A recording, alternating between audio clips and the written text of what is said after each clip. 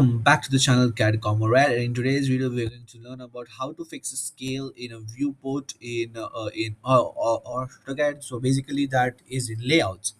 So basically, there is a whole bunch of videos on layout, but in this particular video, I'm just going to teach you how to fix a scale in a viewport. So right now, the page setup is not ready, but the main target of teaching and telling you about how to fix a scale in a viewport is, so basically right now there is no locked scale in the viewport. So it is showing all the scenes that are in the display layout in the model space.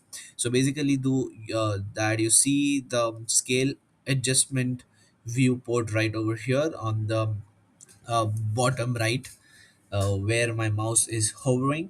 You just have to click on it and it will show a bunch of options for scaling.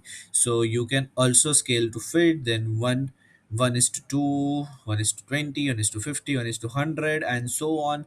Whatever size you want, you can even custom build your own scale, as in you can add a new layer and tell the scale name, let's say usual, and you do this 1 is to 500.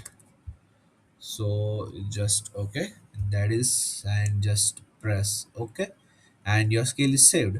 So basically all you have to do is you just have to go and select on usual, and uh, it will set the viewport, which is right over here, the viewport on a perfect scale, which is right now 1 is to 500. So when you just click on usual, it will automatically zoom into the locked scale. So what after this? Okay, if you hover it like this, then it is okay. But if you scroll down or you scroll up, you mess up with the scale, as you can see right it over here. So again, you have to go here and select on the scale that you want, and after that what you have to do is you have to press on this lock option. So now the scale will not change, but you can just hover and you can set the screen over there. As you can see now, if I am scrolling up or scrolling down, the scale isn't changing. The scale is locked on the usual scale that we use, which is 1 is to 500.